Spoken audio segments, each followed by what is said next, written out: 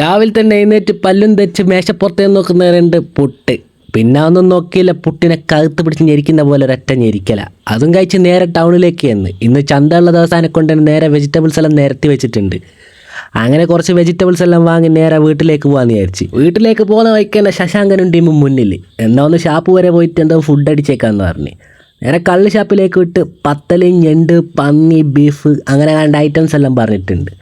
അങ്ങനെ ഈ കാണുന്നത് പന്നിപ്പെരട്ടാണ്, ഇത് ഞണ്ട്, അത് ബീഫ്.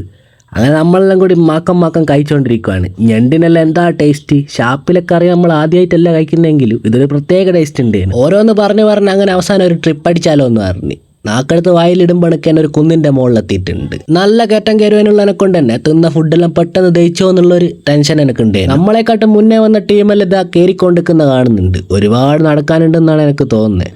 അങ്ങനെ കുറച്ച് നടക്കുക, കുറച്ചിരിക്കുക, അങ്ങനെ കുറച്ച് ഫോട്ടോ എടുക്കുക. അവസാനം നമ്മളിതാ ഒരു കുന്നിൻ്റെ ചോട്ടിലെത്തിയിട്ടുണ്ട്, അല്ല ഒരു പാറേൻ്റെ ചോട്ടിലെത്തിയിട്ടുണ്ട്. ഇത് കഴിഞ്ഞ് അതിൻ്റെ അപ്പുറത്തെ വേറെ ഒരു മല ഉണ്ടെന്ന് കേട്ടപ്പോൾ ഞാൻ ഞെട്ടിപ്പോയി. നമ്മളിപ്പോൾ നിൽക്കുന്ന കോഴിക്കോട് ജില്ലയിൽ അത്തോളി പൊൻകുന്ന് എന്ന് പറഞ്ഞിട്ടുള്ള സ്ഥലത്താണേ. താഴേന്ന് കണ്ടേരം ഇവിടെ നിന്ന് എന്ത് കാണാനെന്ന് വിചാരിച്ചു. പക്ഷേ മുകളിൽ കയറിയ നല്ല കിടിലം വ്യൂ. അങ്ങനെ അവിടെ നിന്ന് തിരിഞ്ഞു നിന്നിട്ടുള്ള ഒരു ഫോട്ടോ എടുക്കും. അതൊരു ചടങ്ങല്ലേ. പൊൻകുന്നെന്നെല്ലാം പറഞ്ഞിട്ട് ഇവിടെ ഒരു ബോർഡെല്ലാം കൊടുത്തിട്ടുണ്ട്. അത്രയും നല്ല വ്യൂ ആണ് ഗൈസ്. അധികം വൈറലായിക്കില്ലെങ്കിലും ഇതിനി വൈറലാവും. അപ്പോൾ ഇന്നത്തേക്ക് ബൈ.